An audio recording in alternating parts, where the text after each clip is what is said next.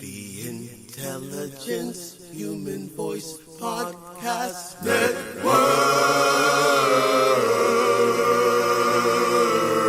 The Intelligence Human Voice Podcast Network.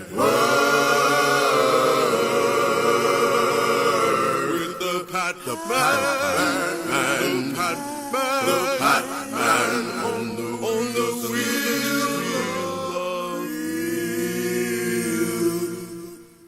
Music and talks on the Intelligence Human Voice Podcast Network. Yeah. This is the Intelligent Human Voice Podcast Network. I'm your host, the Patman, from the Bay to LA and beyond, baby. Welcome to another awesome session, Sunday session of the Intelligent Human Voice Podcast Network. Today we're going to be talking about home safety and going over a few tips that you can apply to yourself, for your family, for your job, for others. So we're going to go into this, but right off the back, I want to give you a plug of one of the most awesome contractors in LA, if you ask me. I've been working in facility management and construction for the past 30-something years, and every now and then I run across some really awesome people. Bob Stein is RW Stein Painting Incorporated. He does fantastic work. He's been what attracted me to Bob Stein is that he's a real genuine, straight up guy, and he's been in the business for over 50 years. Now, you don't stay in the business for 50 years doing terrible work. So I'm gonna give you give Bob a call and let him know that you got the information off the Intelligent Human Voice Podcast Network. He can be reached at 800-878-4702, or you can go to his website and check out some of the work that he has done at www.rwsteinpainting.com. That's RWSTEIN painting, all one word, .com. So we're starting, this is the Sunday sessions, and we're starting, we've begun the 40 days of podcasting a couple weeks ago, and now we're into it's almost Christmas. Can you believe it's almost Christmas? So we have about 25 days to Christmas. Less than 25 days of Christmas. Let's start off with the statement principle, because I like to start off with the statement principle. I do this every morning. This is what gets me motivated to do these podcasts and be consistent with it. I am conscious of the inner presence as my lavish abundance. I am conscious of the constant activity of this mind of infinite prosperity. Therefore, my consciousness is filled with delight and truth. I feel it. It is sunny in Southern California. I see a few clouds on the horizon, but it's sunny and it feels good. And after this podcast, let me get out there. Today is the Vegan Street Fair in West Hollywood, and don't be discouraged by if you're not a vegan, because they have more food and options that you've never seen or tasted before in your life. So that's where I'm normally in the mornings at the Vegan Street Fair in West Hollywood. The best way I can tell you to get there is jump on the Metro line, get off in Hollywood North, the last station, which is North Hollywood, stops there, and then it comes back towards downtown LA. So we're going to get into this about these tips, because we had these California fires, and I know a lot of people that were affected in those fires. In particular, Eric and Amanda, really good friends of mine. They escaped literally by the hair of their chin, along with their daughter. She's just over a year old, I believe.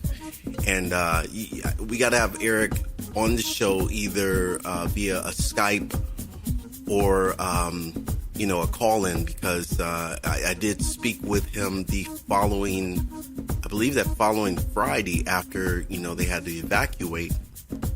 And I wasn't expecting the call. I said, hit me when you can. And he called, and we had a great conversation.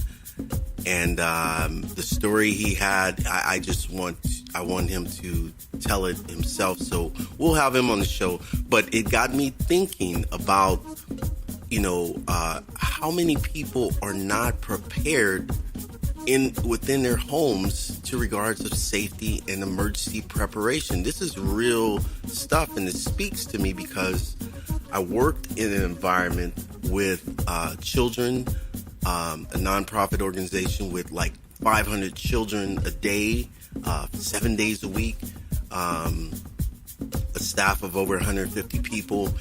And so emergency evacuation and planning was part of my job. And I was shocked to see how many people, when we would do these different, information about emergency planning, within the school, evacuations every day. We would do these drills once a month. But I was shocked to see that a lot of the parents didn't have methods at home, bags, emergency bags in their cars, emergency bags in their homes, not prepared at the job. I mean, you spend as much time at work as you would at your job. So it doesn't make sense to follow up with somebody and make sure, not assume, but just to make sure that everybody knows what exits to go and what bags to grab. And because, like I said, Eric had a lot to in his escape. I was kind of shocked about some of the stuff he shared with me about people just kind of standing around waiting for something to happen, thinking that the fire wouldn't grow. And unfortunately, there were some people who lost their lives, and we hold them in prayer and meditations in their family. But I think we can help by providing a list of tips that come across over the years. And this is for your home safety. This is for your own benefit, and you could start this right now. I think right now, not tomorrow. This is a perfect Christmas gift for yourself or for someone else. I've spoken to my sister several times. She just bought a home, and the first thing I said to her is like, where's your emergency bag? And she's like, oh yeah, I've been thinking about getting that. I was like, stop thinking about it. Do it. Do it, people. Be doers in the world. Safer than sorry. That's right. So, turn the music down just a little bit. I think I'm coming through pretty sharp and clear. So, home safety. So, yeah, here's one of the notes that I implemented. Soon after you move in, have a family meeting to design a home safety program. I think that is such a valid point. I mean, don't wait, a year later, 6 months, or wait for something to happen. Have that meeting, know where the exits are, have a conversation, make sure you have all the numbers, there's ways to, I think that conversation just needs to be had. That's step one. Each member needs to learn and practice the program. I think it's something that should be done weekly. And a check-in with the bags, make sure everything is still there nearby the door, near one of the closets near the door, or somewhere where everyone should know where to go in the event that you have to evacuate. So you're not scrambling around looking and that scrambling around could save your own life. So I think a weekly program where everyone in the family needs to know where to go. Even the kid, hey, get a bell or a whistle or alarm. That kid, when you hear that bell or whistle, stop what you're doing. Let's go. Okay, because it's real. Disasters may seem like an unnatural event, but it happens, and unfortunately, accidents happen all the time. So it's best to be prepared than be sorry. One of the things that technology is hindering is that we don't remember telephone numbers.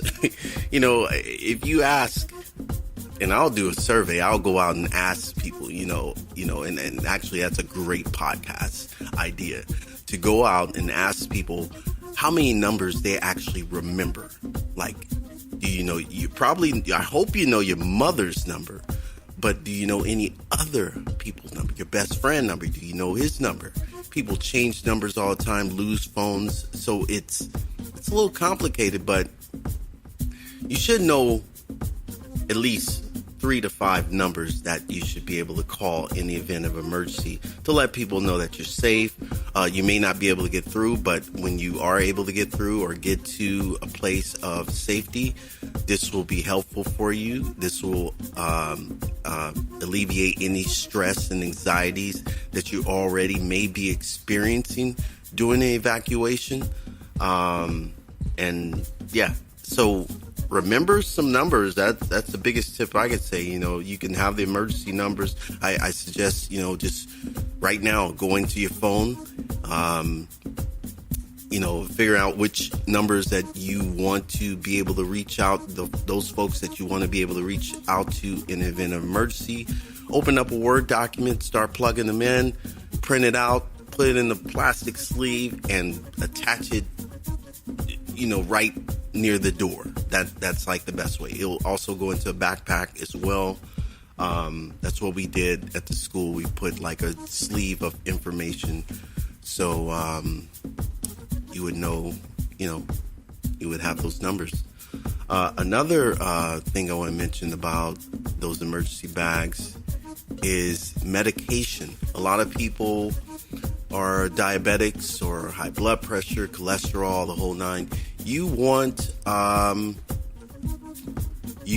to put some medication to the side. If inhalers, you want to have that stuff. You don't know what could happen in the event of emergency, and if you don't have your medication, that's stressful right there within itself. And there's no telling how long FEMA would get to you or the fire department. I think everyone has this idea that, the fire trucks will help us or the fire department will help us. No, the fire department is going to be handling all kind of stuff in the event of emergency and evacuation. We need all hands on deck. There are programs in the community that allow you to be trained to help others in your neighborhood. I'm going to find that information, and we'll probably do something like this every week, just to keep people into the mode of preparedness, because it is a big deal. Another thing about your home, fire inspections. A lot of people don't know this. Fire safety inspections. Many local fire departments will send a home inspector to you to show you fire hazards in your home, or just to do a walkthrough based on your design or things that you've put in place, just to help you. So, think about that. If you can have the fire department or the chief or some representative come through and do a walkthrough of your place to outline what it is that can help you move faster in a emergency situation, that within itself will alleviate so much stress and anxiety in your life that it's not even funny. So, check with your local fire department, and even start maybe, drawing out a floor plan. The architect or the mortgage real estate person who you bought your home should have a floor plan for you, and you can use that to post at the front or entrances of your place, just like they do you see in commercial buildings and high rises and other commercial buildings. They'll have this is where you're at, an X marks the spot. You can do that for your home as well. I think you should do that for your home. That way, the fire department, as soon as if let's say something happens, you're not there, they don't have to guess at this, and you can actually have a sign outside the fire department saying that there's a plan. Here it is. And you can also send that information to the fire department so they have it on hand. Imagine the fire department alarms goes off and they are like, oh, it's at this address. Oh, we already know. We know how to get into the house. We know how many people are living there. They have a cat. They have a dog.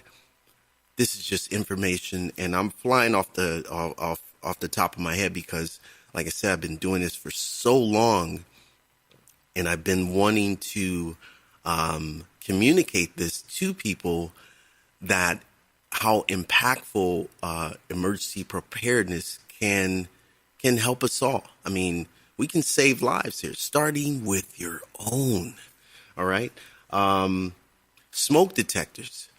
Check those smoke detectors. If you're living in a home or an apartment, it is up to the landlord it's up to you, to make sure that there's a button on there that you can test. A lot of times they flash and they'll let you know that they're still working. But I wouldn't leave it up to anyone else. If it's a home, that's up to you. You should always check and make sure the batteries, maybe have a calendar or something where it tells you how long the batteries are going to last. Change out those batteries regularly, along with the batteries for your flashlights. A lot of people have flashlights and they'll leave the batteries in the flashlight. Don't recommend that because the batteries can leak, and over time, they're old and you'll need that flashlight in emergency situation, and the corrosion would have messed up the flashlight. It's happened to me. I've seen it happen in old emergency bags that people didn't replenish over time. So keep the batteries separate from the flashlight, but you should check your smoke detectors, your carbon monoxide detectors. Follow up with the fire department to make sure that you have everything that you need. Here's another note. If your town does not offer this service, call your homeowner's insurance agent, and they should be qualified to review fire safety. I don't think many people know that, but you pay for homeowner's insurance. You need to utilize that as much as you can. It trips me out that people pay for insurance, and the only time they may have a conversation is when something happens. No, call them and utilize their services. Call them every day if you need to get a tidbit of information till you get all the information that you need, until you feel like you're satisfied with the money spent on insurance. That you've utilized every aspect of those services. So yeah, we've talked about emergency numbers, emergency bags, fire safety inspections, smoke detectors, fire extinguishers. I did mention that as well. Here's one. Yeah, if your smoke detectors do not run on batteries, you still need to check them regularly. Loud flashing smoke detectors can help you get out if your house catches on fire. So that was some more notes that I had about smoke detectors. Fire extinguishers. Your kitchen and garage should each have a fire extinguisher. Also place a fire extinguisher on every floor of your house. Learn how to use them first, before an emergency. It's no sense in having one and you don't know how to use it. So it's probably a great idea when you have that home safety program, uh, when you move into that home, to show everyone should know how to use a fire extinguisher. Bottom line, they used to supply them in apartments. I'm not sure if they still do for the kitchen area. I'm not sure if you have to buy your own. I know my loft didn't come with a fire extinguisher. I bought my own. I also have two emergency bags. I actually have three emergency bags. I have two at the front door, one small one under my seat, and I have one in the back of my Jeep. So, I want to get a foldable bike because the thought behind that is, what if you're stuck in traffic? I've seen the 110 stuck, gridlock traffic, cars not moving anywhere. So I'm thinking about if you're on the streets or whatever, you can just pull over, jump on your bike, wherever you need to go, unfold it, throw your backpack on, and you're rocking and rolling. Maybe you have two of them. If you have a family, you have two foldable bikes. They're not that expensive. I know a bike shop downtown LA Bikes. I had to give that plug to my boy Andre and his staff right off the back. I like the way that led into that. Yeah, DTLA Bicycles is one of the best bike shops in LA. Actually, if you're asking me, all of LA, because we'll go into the bicycling. That's going to be a whole nother podcast series. But foldable bicycles could help you get where you need to go if you're not able to drive in an emergency situation, or you're trying to get where you need to go. Who knows? Another thing folks are probably not thinking about are those safety ladders.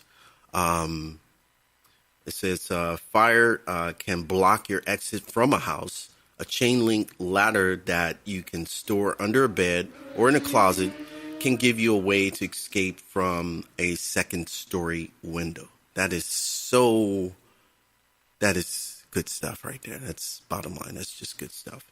And first aid kits, Band-Aids, medications. I talked about that in the very beginning.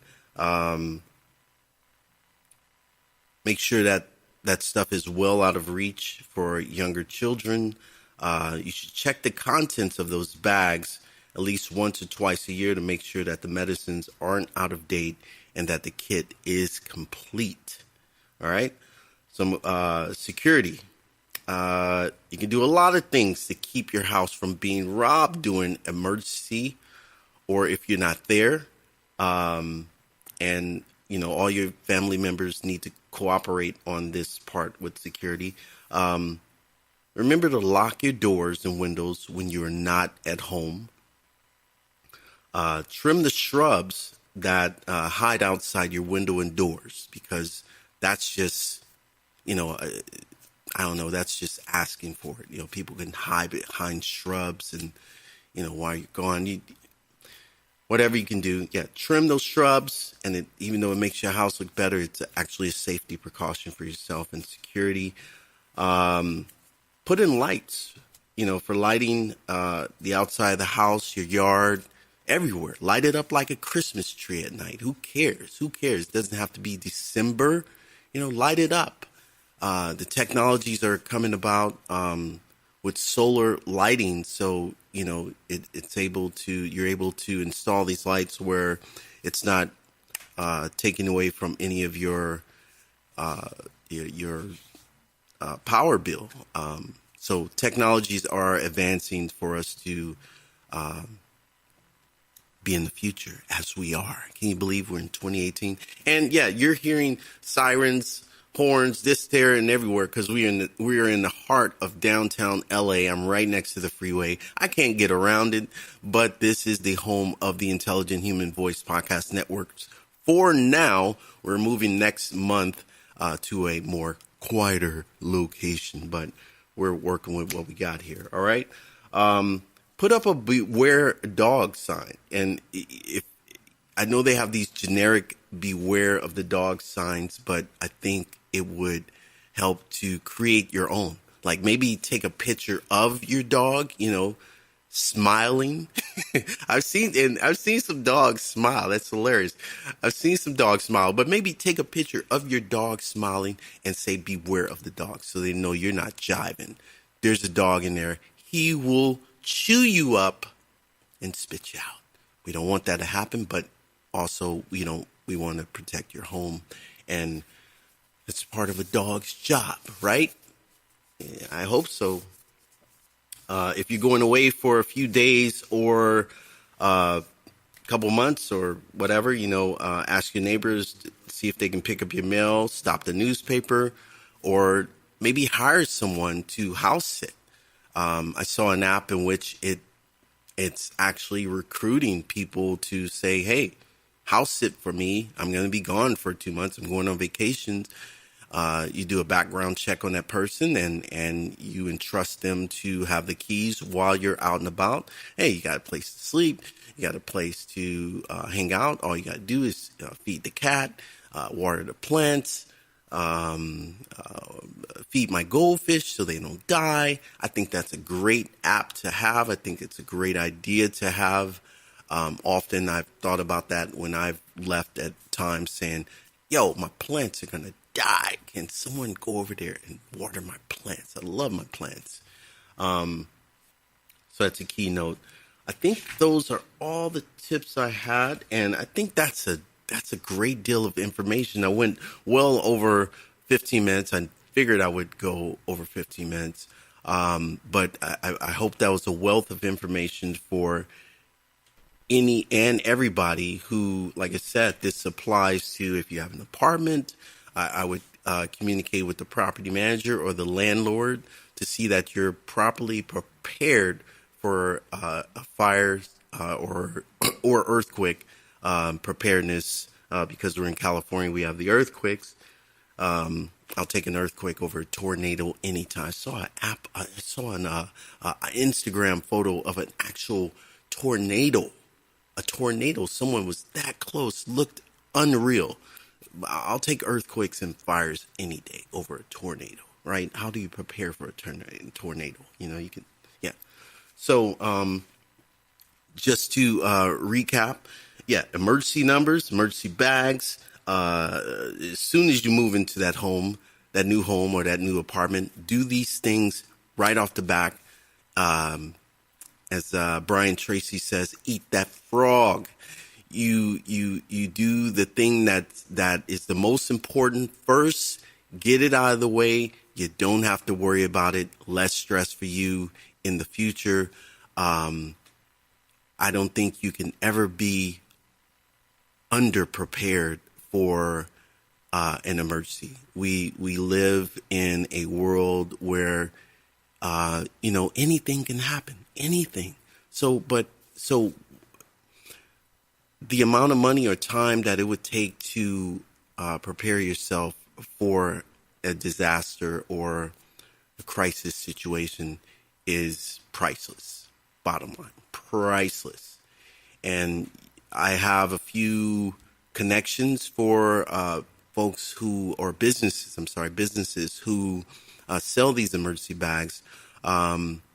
I will place a link on the Spreaker site or comments, or if you reach out to me at ihvpnetwork@gmail.com, I can send you a link to a few emergency preparedness businesses who supply these bags. I'm actually looking to make a connection with one of them so we can get discounts to my subscribers here at the Intelligent Human Voice Podcast Network. Hope you like that intro. That was all me. Yeah, you knew that was all me. I got a musical background. Come on.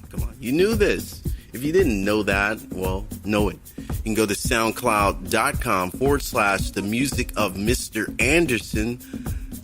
There's quite a lot of music out there, but this is all about our emergency preparedness on the show.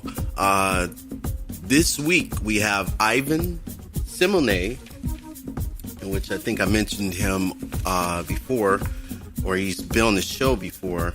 Ivan is the owner and I guess curator for Center for Rich Prosperity.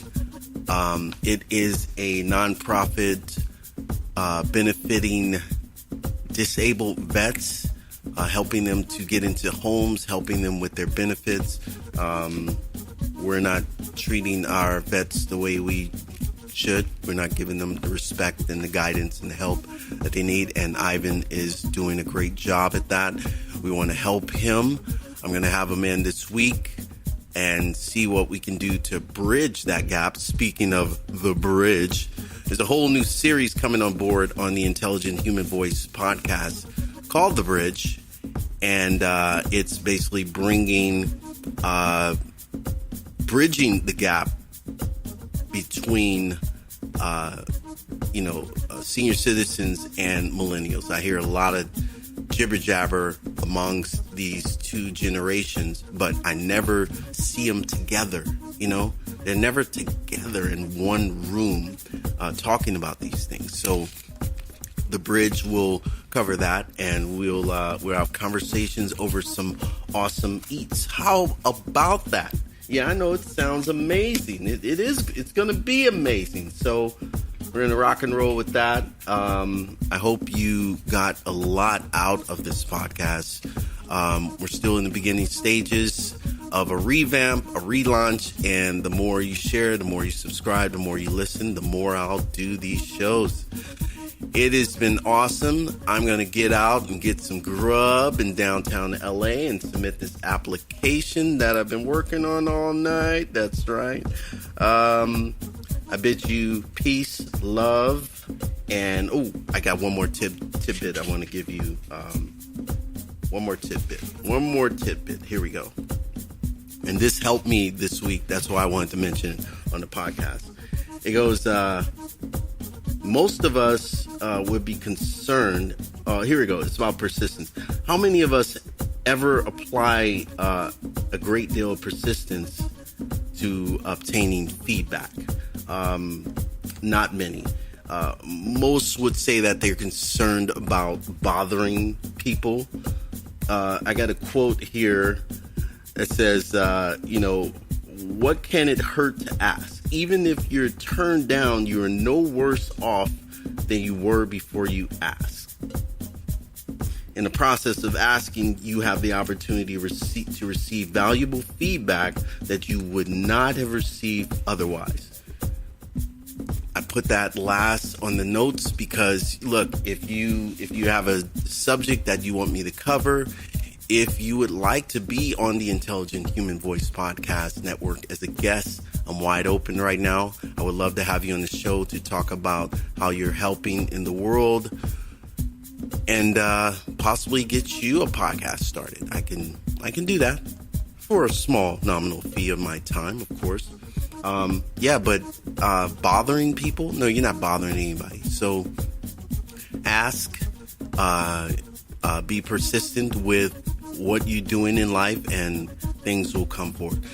This has been the Patman for the Intelligent Human Voice Podcast Network. I hope you've had a great evening, afternoon, however where you're listening to this, in your car, at home, especially if you're at home. Get that emergency bag today. Go to Home Depot. They have a few. Go anywhere. Go somewhere online. Get you an emergency bag. Start having those meetings right away. I can't stress that enough. And I will be talking to you soon. All right. Peace, love, and all that goodness. Peace.